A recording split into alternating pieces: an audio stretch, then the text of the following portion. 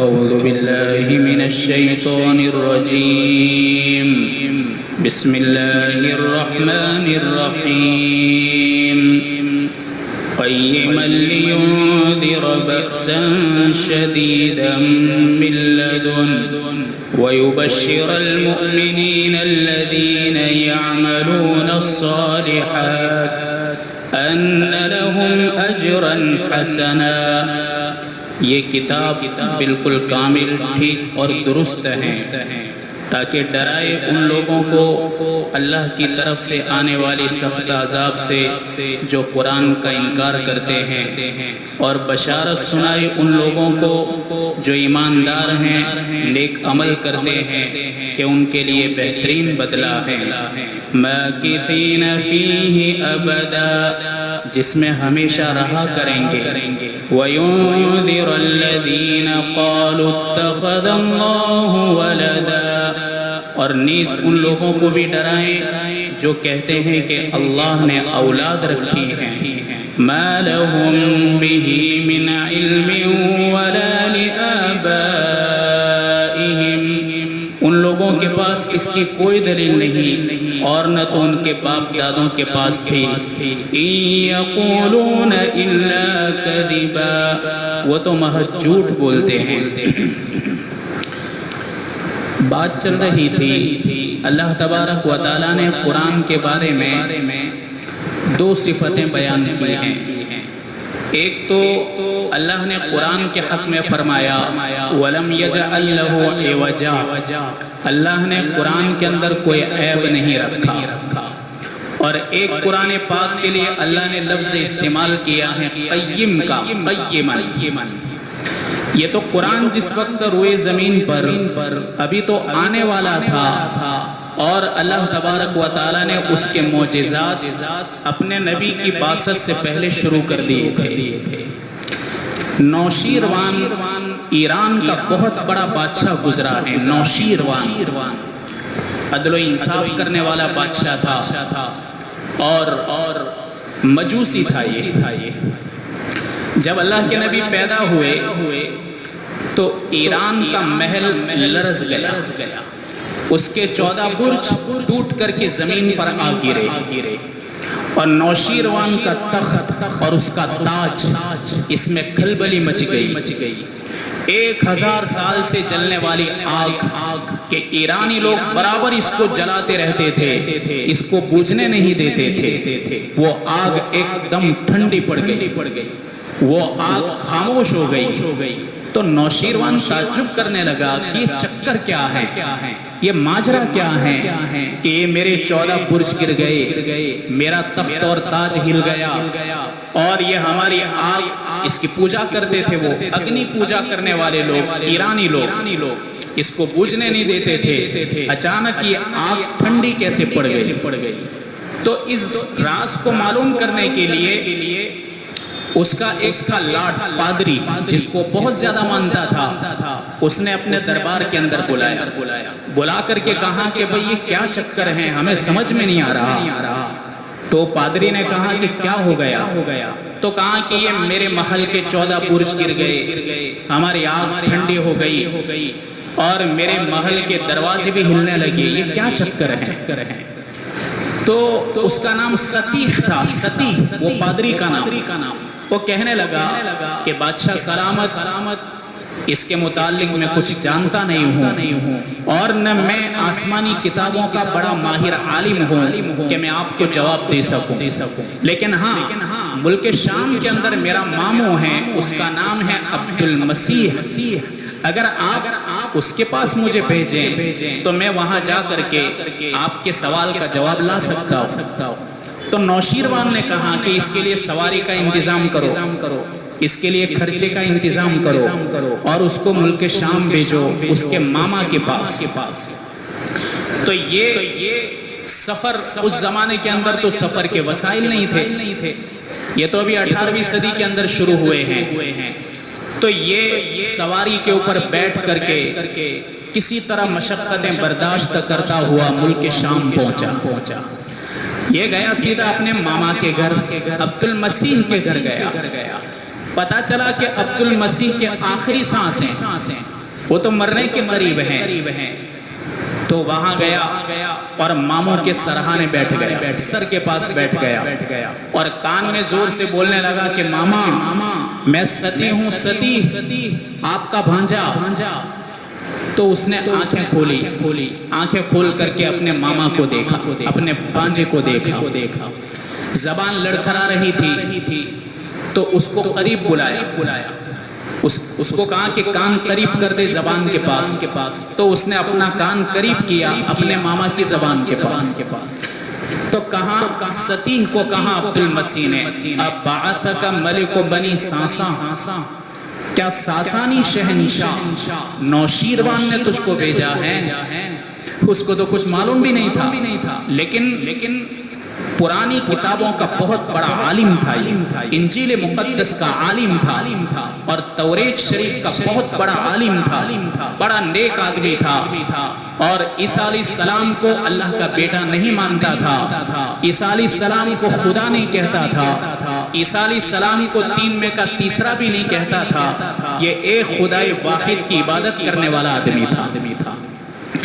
تو اس نے ڈائریکٹ اپنے بھانجے سے کہا کیا تجھ کو ایران کے شہنشاہ نوشیروان نے بھیجا ہے؟ اور پھر کہا اب بعثک ملک بنی ساسا لخمود نیران, کیا اس لیے بھیجا ہے کہ 1000 سال سے جلنے والی آگ بجھ گئی, اس لیے بھیجا ہے. اور پھر اس نے ایک تیسرا لفظ کہا ورتجاس الایوان, کیا اس کے 14 برج زمین کے اوپر آ گرے, اس لیے بھیجا ہے؟ کہا کہ ہاں اسی لیے بھیجا. تو عبد المسیح نے موت سے پہلے اپنے بھانجے کو کہا کہ ستی جاؤ نوشیروان کو کہہ دو, نوشیروان کو بتا دو کہ وہ قرآن والا نبی آ گیا, اس لیے کب کبھی زمین پر طاری ہو گئی, تیرے محل کے برج اس لیے زمین پر آ گرے اور تیری آگ اس لیے ٹھنڈی پڑ گئی. ابھی تو قرآن کی وحی بھی نہیں ہوئی, ابھی تو قرآن آنے والا تھا سرور کونین پر 40 سال کے بعد, آپ کو نبوت ملنے کے بعد آنے والا تھا. عبد المسیح نے اپنے بھانجے کو کہا نوشیروان کو کہہ دو کہ اب یہ جو تمہاری حکومت صدیوں سے چلی آ رہی ہے مشکل سے اب چند سال ٹک پائے گی اور ہمیشہ کے لیے تمہاری حکومت زمین سے ناپید ہو جائے گی. تو آیا دربار کے اندر, کہا کہ نوشیروان بادشاہ سلامت, آپ کو کیا بتاؤں, میں نے تو کچھ کہا بھی نہیں اور ماما جی نے مجھ کو بتلا دیا کہ تو کیوں آیا ہے. سب رپورٹ آپ ہی کی زبانی انہوں نے تو بتلا دی اور انہوں نے یہ بھی کہا ہے کہ آپ کی بادشاہت اور آپ کی حکومت صرف 40 سال کے اندر ٹوٹ جائے گی. اور اللہ کے نبی کو نبوت ملی اور نوشیروان اور ایران کی سلطنت اور حکومت برباد ہو گئی. کیسر و کسرا حضرت عمر بن خطاب کے زمانے میں ٹوٹ گئے, اینٹ سے اینٹ بج گئی اور اللہ کے نبی نے فرمایا اذا ہلک کسرا فلا کسرا بعدہ, جب کسرا کی حکومت ٹوٹ جائے تو قیامت تک کسرا کھڑا ہی نہیں ہو سکتا اور قیامت تک نہیں آئے گا. تو قرآن مقدس ابھی تو آ رہا ہے اور آتے ہی قرآن پاک نے روئے زمین کے اوپر کھلبلی مچا دی. یہ جنات اور شیاطین آسمان پر جاتے تھے خبروں کو چرانے کے لیے. فرشتوں کے اوپر مشورے ہوتے ہیں کہ بھئی آئندہ کل کیا کرنا ہے, آئندہ کل روئے زمین پر کیا انقلاب آئے گا, کہاں پر ہمیں کیا کام کرنا ہے. تو شیاطین اوپر جا کر کے ستاروں کے قریب جا کر کے خبریں چراتے تھے اور یہ ساری خبریں کن کو دیتے؟ کاہنوں کو, نجومی لوگ. اب نجومی کہ جو ستاروں کو دیکھتے ہیں, ہاتھوں کی لکیروں کو دیکھتے ہیں اور بھوشوانی کرتے ہیں. ان میں 99 جھوٹ ہوتا ہے, ایک سچ, 99 جھوٹ.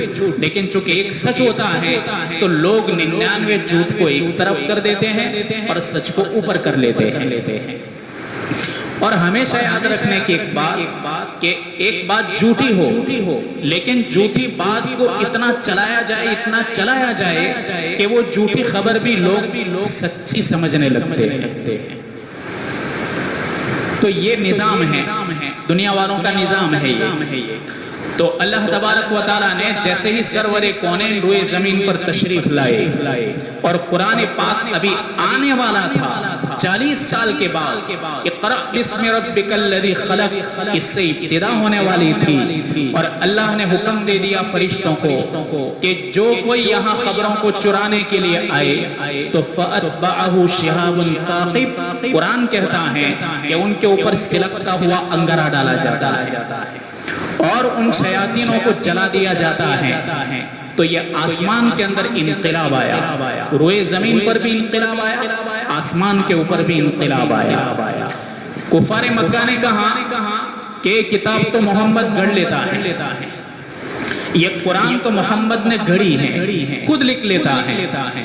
اللہ تعالیٰ فرماتے ہیں قُلْ لَئِنِ اجْتَمَعَتِ الْإِنسُ وَالْجِنُّ عَلَىٰ أَن يَأْتُوا بِمِثْلِ هَٰذَا الْقُرْآنِ لَا يَأْتُونَ بِمِثْلِهِ وَلَوْ كَانَ بَعْضُهُمْ لِبَعْضٍ ظَهِيرًا۔ کیا یہ لوگ کہتے ہیں کہ میرے نبی اس کو گھڑتا ہے، میرا نبی اس کو بناتا ہے اور لوگوں کو یہ قرآن سناتا ہے؟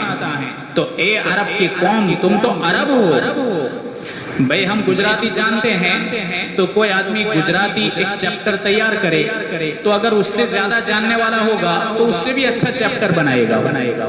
تو عربوں کو کہا گیا کہ روئے زمین پر تم اتنی بہترین عربی بولتے ہو کہ ان کو اپنی عربی پر فخر تھا۔ ہم سب کو عجمی کہتے ہیں، گنگا جو بول نہ سکتا اس کو گنگا کہتے ہیں، تو وہ عربی اپنے آپ کو عربی کہتے ہیں اور باقی زبان والوں کو عجمی کہتے ہیں، یعنی گنگے، ان کو کہاں بولتے آتا ہے؟ اور واقعی جنت کی زبان عربی ہے، اور اللہ تعالیٰ نے اپنی مقدس کتاب کے لیے عربی زبان کا انتخاب کیا ہے۔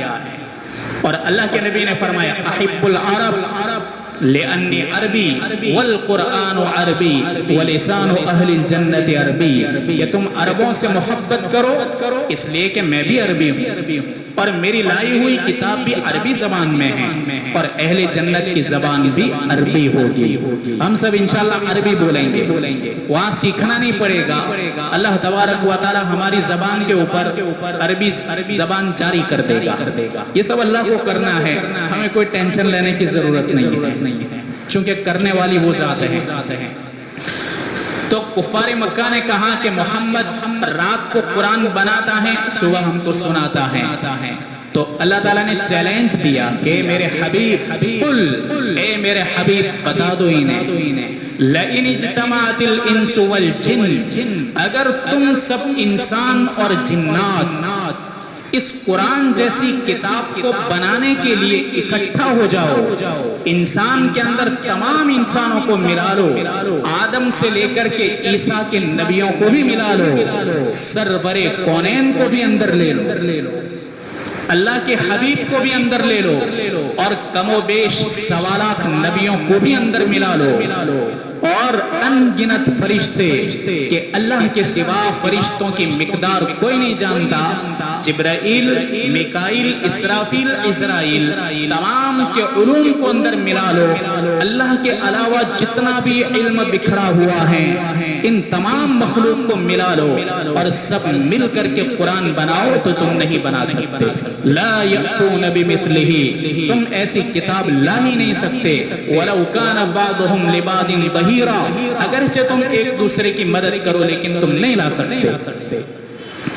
پھر اور قرآن کے اندر عیب بیان کرنے لگے تو پہلے چیلنج دیا پورا قرآن بنا کر لاؤ، تو 1400 سال گزر گئے، آج تک اس چیلنج کا مقابلہ کسی نے نہیں کیا، اب تو کوئی نہیں کر سکتا کیونکہ روئے زمین پر عربی ہے ہی نہیں، روئے زمین کے اوپر وہ عربی مٹ گئی جو دور صحابہ کے اندر تھی، اور عرب لوگ دور جاہلیت کے اندر جو عربی بولتے تھے ابھی عربی خواہ لوگ ہیں، عربی دان لوگ نہیں، عربی کو جاننے والے نہیں، عربی پڑھنے والے ضرور ہیں، تو ابھی تو کوئی چیلنج کا مقابلہ کیا کرے، اس زمانے کے اندر نہ کر سکے۔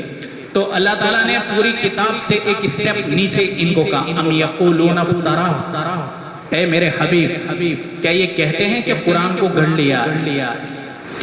تو ایک کام کرو آپ انہیں کہہ دو قل فأتوا بعشر سور مثلہ مفتریات، قل فأتوا بعشر سور مثلہ مفتریات، انہیں کہہ دو کہ قرآن کی 10 صورتیں خالی بنا کر کے لے آؤ، چھوٹی چھوٹی سورۃ الفیل، سورۃ القریش، سورۃ الماعون، ایسی 10 چھوٹی صورتیں بنا کر کے لے آؤ۔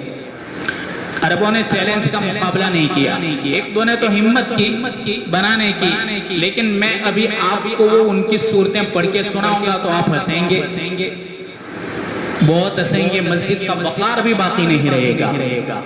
اور اتنا نکمہ ترجمہ ہوتا ہے کہ قرآن کے اندر میں اس کو بیان کرنا بھی پسند نہیں کرتا۔ تو عربوں نے خود ان کا مذاق کیا کہ بیوقوف تو ایسا کلام لایا کہ ہم عرب قوم ذلیل ہو جائے گی۔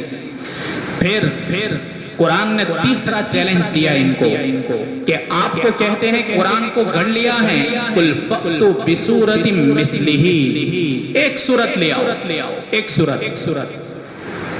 جس وقت قرآن پاک کی اِنَّا أَعْطَيْنَاكَ الْكَوْثَرَ فَصَلِّ لِرَبِّكَ وَانْحَرْ إِنَّ شَانِئَكَ هُوَ الْأَبْتَرُ، یہ قرآن پاک کی سورت نازل ہوئی۔ عربوں میں ایک دستور تھا کہ اس زمانے میں بڑے بڑے شاعر لوگ تھے، جو بھی اچھا شعر بولتا یا اچھا شعر کہتا، اس کو خانہ کعبہ کے اوپر لٹکا دیتا تھا، خانہ کعبہ پر۔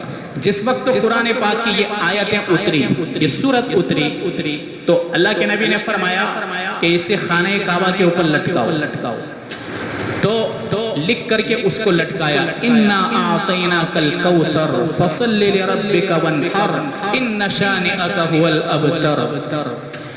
ایک دن گزر گیا، 2 دن، 3 دن، کئی دن گزر گئے۔ کہاں گیا کہ اگر تمہارے باپ دادوں کے اندر بھی طاقت ہو تو اس کا مقابلہ لے کر آؤ۔ تو ایک شاعر وہاں سے گزرا اور اس نے نیچے لکھ لیا کہ لیس ھذا من قول البشر، جیسی آیت تھی ویسے ہی لکھ دیا۔ 3 آیتیں تینوں راہ کے اوپر پوری ہوتی ہیں، اِنَّا أَعْطَيْنَاكَ الْكَوْثَرَ فَصَلِّ لِرَبِّكَ وَانْحَرْ إِنَّ شَانِئَكَ هُوَ الْأَبْتَرُ، تینوں آیتیں راہ پر پوری ہوتی ہیں۔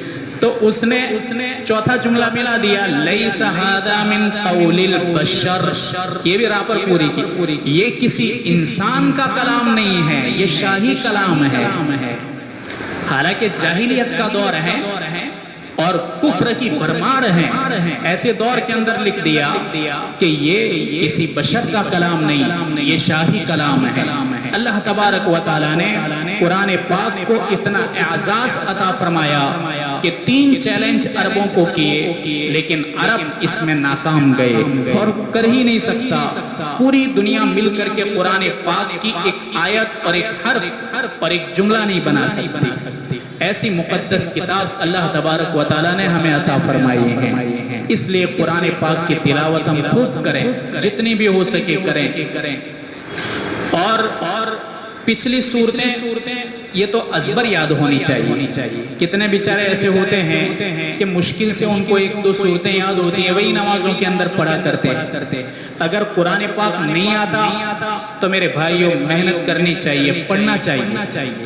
ابھی کتنے بیچارے ایسے حافظ قرآن ہیں، علماء دین ہیں کہ جو آپ کو سکھائیں گے، مختصر وقت کے اندر سکھائیں گے، قرآن پاک صحیح کروائیں گے۔